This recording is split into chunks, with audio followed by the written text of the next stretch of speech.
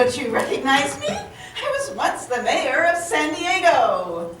So what? I'm the mayor now. And yet you can't recognize me? No, you're not real. You're a ghost. I don't have any imagination. Oh, I'm real, all right. I just happen to be appearing to you as a ghost. As a ghost? I don't know any ghosts. But you've heard of me, for I was once mayor of San Diego too, and a Republican one at that, just like you. Have I? I was Mayor Susan Golding, you know, the mayor who unleashed the San Diego pension crisis so that we could have the Republican National Convention here. That mayor. Oh, right, you. You know, I noticed that convention hat. You know you're still wearing the price tag on it. That's how much it cost the city to pay for the convention. $33 million. And the future mayor, Dick Murphy, had to resign over my crisis. Now I must drag that legacy around with me on my head all the rest of my days. Well, that sounds like a bummer, but it's got nothing to do with me. Your price tag will be much higher. What are you talking about? I've tried to get the taxpayers to pay for a new convention center, expansion, and even a football stadium, but they just won't go for it, so that doesn't count. I know. You couldn't even keep the Chargers here. Speaking of which, what's with all those Charger tickets? Don't you remember that either? Jeez. For being the mayor of San Diego, you sure don't know its history. Oh, now you're gonna insult me? Look, when I was mayor, I not only dipped into the pension funds to pay for the great Republican convention we had here, but I also made a deal with the Chargers for a ticket guarantee so that the Chargers and San Diego could be on TV. Plenty clever, huh? It cost the city around $59 million. I don't know. You may have had the city pay for all those tickets, but I just couldn't pull off getting them a new damn stadium. I guess $59 million wasn't enough. Yeah, I know. Those rats. Now I'm burdened with these tickets for nothing. I don't get it. How are the Chargers tickets a burden, and why are you wearing those chains? Look, I built this chain while I was mayor, you know, by stealing the money out of the city workers' pensions funds so that we could host the Republican National Convention, and causing an economic crisis for San Diego by buying all those Chargers tickets. Now they follow me everywhere I go. I can't escape this legacy. Well, that's not my problem. No, you have bigger problems. Oh, really? And just what is that? I told you that I'm coming to you as a ghost. Yeah, so why are you haunting me? I come to you as the ghost of the homeless past. The homeless past? Just what does that mean? I'm here to warn you, to show you the error of your ways. Warn me? Of what? What errors? You know why there are so many unsheltered San Diegans living in the tents on the streets, in the riverbeds, sleeping in their RVs and cars? No, not really, except that they made bad decisions that got them there. Of course. You know the real truth, don't you? Slowly and methodically, your cronies and that former mayor tore down all those low-income housing units over the last 10 years and started putting up those market-rate nicer condos in their place. And you, as mayor, have continued the perpetual building. Hey, I'm just being a good Republican mayor.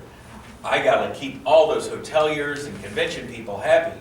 Besides, it wasn't all me. Mayor Jerry Sanders started it. I just went along with it.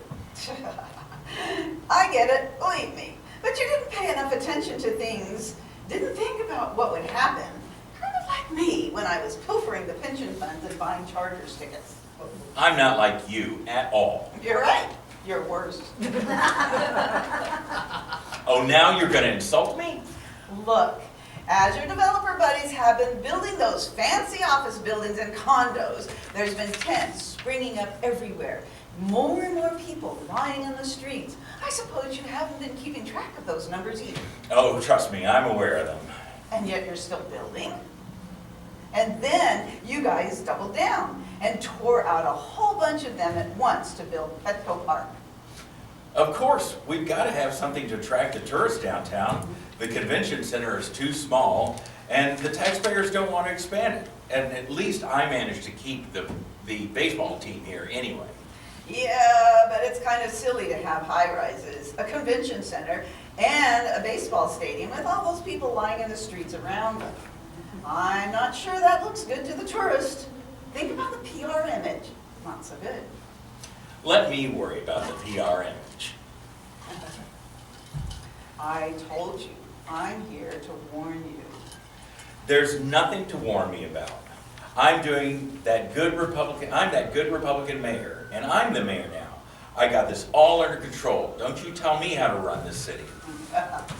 Some job you're doing. You've pissed off the city council. You've got activists bothering you. People are dying.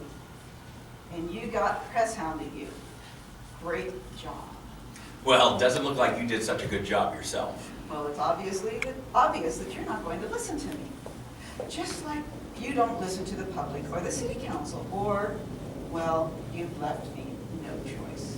Left you no choice for what? You'll be haunted by 2 more ghosts. More ghosts? I don't have time for that. I mean, you gotta be kidding me. Busy? You can't even solve the homeless crisis except to put up a meager 3 megatons. Don't insult me. I just don't have time to be bothered by ghosts. Well, you better make time, because these other ghosts are coming and they're going to haunt you. I hope they'll reach you better than I did. I doubt it. I doubt it too, if they're going to try. Whatever. Well, I'll take my leave of you now. These Charger tickets get awfully heavy when I'm standing too long. Good luck. Goodbye. Good riddance.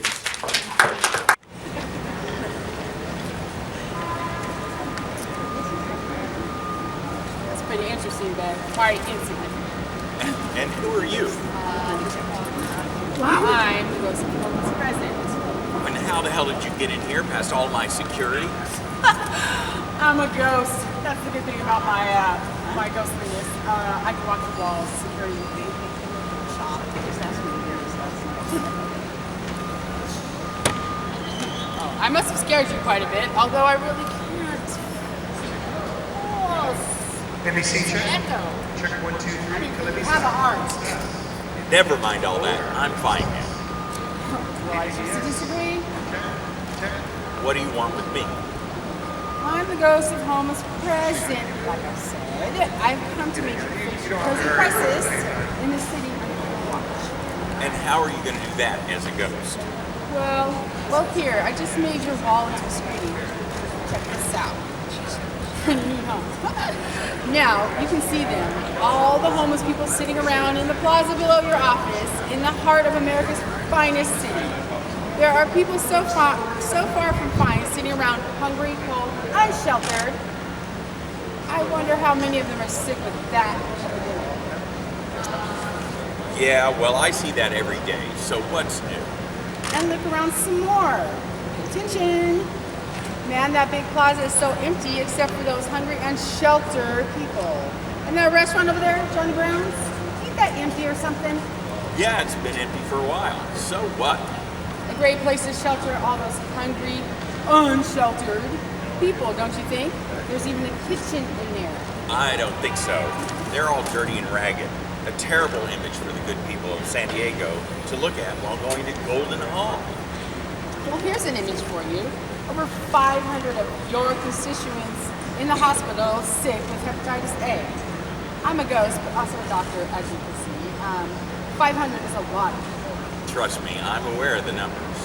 Well, then you're aware that 20 of them have died from that hepatitis too, right? Yeah, but most of them were homeless or drug addicts, or both, really. All the more reason to put those hungry and tired souls into some place like Chargers Park or Johnny Brown's. Look, we're going to probably get a solid developer to buy those places. Nobody's going to want them if those people have been there. Those people, you You mean the ones you're torturing and possibly murdering? Torturing and murdering? That's a bit extreme. Well, I'd say 20 people dying because of an epidemic that you let run rampant could constitute murder, stretching it but possible. See, that's the thing. These people were on the street shooting up drugs and whatnot, and they got sick with hepatitis. Just because some of them died of this disease doesn't make me a villain. Well, I beg to differ. How so? Obviously, you don't know how this disease is spread, so I'll have to tell you. This disease of hepatitis A spreads from the contact with feces and not being able to wash your hands, things like that. Yeah, and? So were there public bathrooms for the homeless to use to wash their hands and go to the bathroom in this finest city? Of course there were. So you're actually going to lie to me now. I'm a ghost. I can see right through all your lies. You aren't fooling me. No, there have been public restrooms. Okay, splitting hairs here. Let's see. There have been public restrooms. Were they open all the time? They were open for a while, but then those addicts kept using them to shoot up and get high and such. So we had to close them. So you closed up public bathrooms so no one could use them any longer, and you're surprised that the disease that is contracted through feces is spreading through your city. Amazing! Well, we got bathrooms open now and hand washing stations, so everything's cleaner now. And we're bleaching the streets. Yeah, about that stuff. Yeah, what about it? Well, you're kind of skirting a bit with that. See, you send out your minions, the police, to clear the streets for bleaching. Sounds good and all, but we all know that they're just actually harassing the unsheltered folk who live on the streets. Even ticketing them and arresting them for what again? For being poor? For encroachment. Encroachment. Isn't that for trash bins and stuff like that? Well, our ordinance is different. It applies to people sleeping on the sidewalks and streets. Actually, you get ticketed for putting stuff on the sidewalks and the streets.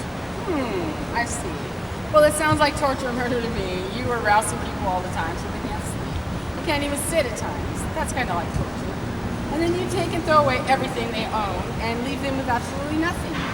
How are they supposed to get out of a homeless situation with nothing? Doesn't that sound as illogical to you as it does to me? Yeah, but you know what? Downtown's looking a lot cleaner these days, and I might be able to expand the convention center and keep those tourists coming. Well, you're building a really long chain in a very heavy legacy. Whatever. I gotta get back to being mayor. Quite stubborn, I see. This is going to take the assistance of my colleague. My time has come to a close. Your colleague? You're going to find out soon enough.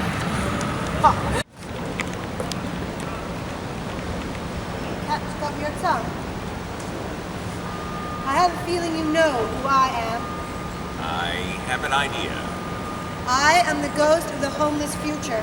I'm here to show you what San Diego will look like if you keep with your inhumane and misinformed policies. I'd rather not know. Of course you wouldn't, because that tells me that you know that what you're doing is wrong. You'd rather just do it, get away with it, and not face the consequences. But I'm not going to make it that easy for you. And how are you going to make me witnessed? I'm going to turn your wall into a screen again, just as my colleague did. And now you can see it. There's the whole downtown in front of us. And look at that. There's no homeless. Not so fast, Mr. Mayor. If you look more closely, there aren't any tourists on the street either. Look at the restaurants in the Gaslamp quarter. They're empty. And if there are no tourists, we have some major problems. San Diego could end up broke.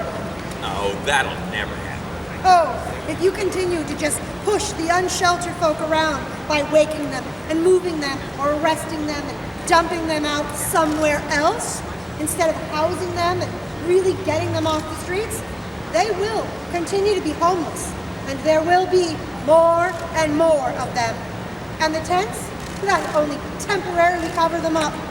And they will drive away the tourists. No one will want to come here. That depends. If we expand that convention center, then Comic-Con will stay here. You are not listening.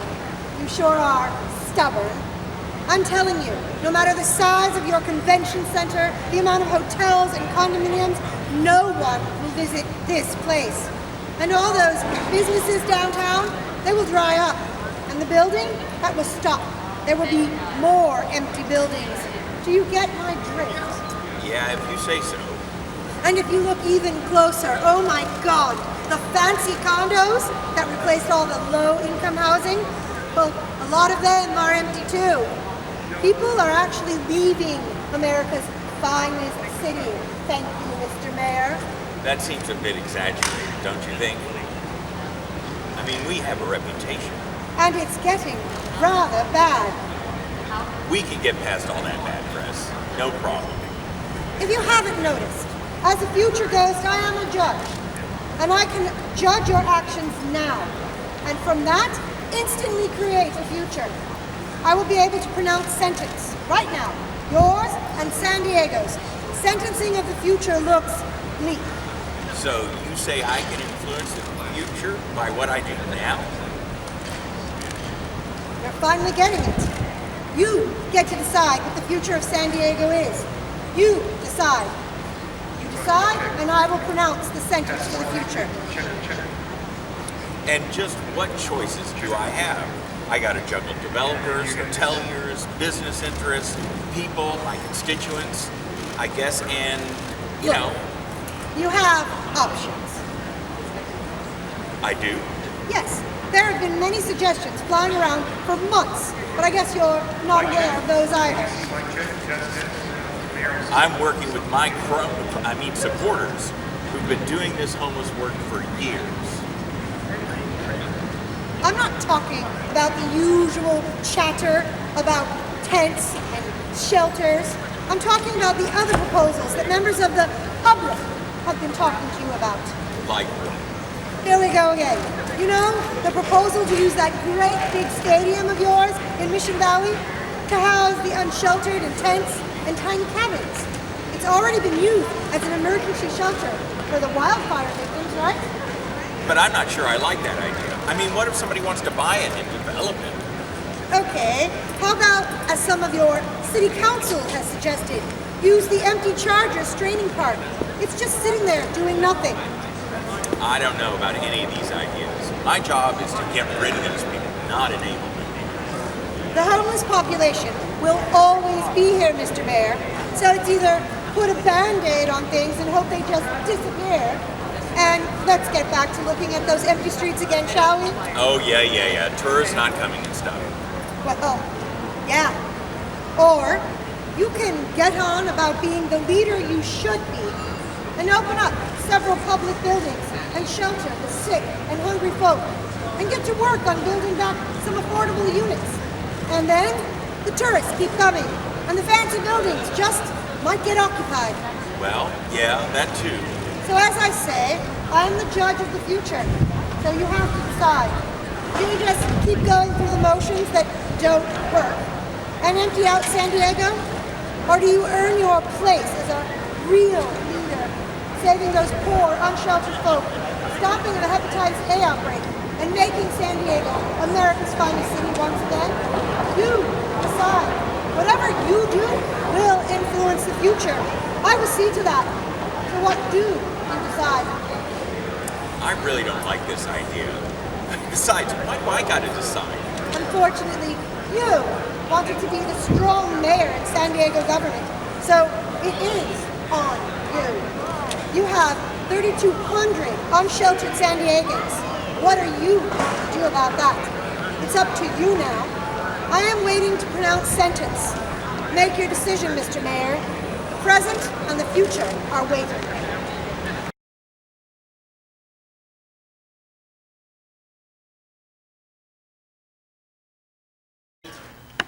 I'm Suzanne Morse. I'm the writer of this Three Ghosts and a Mayor. I wrote this in response to the city's inadequate and inhumane treatment of unsheltered San Diegans.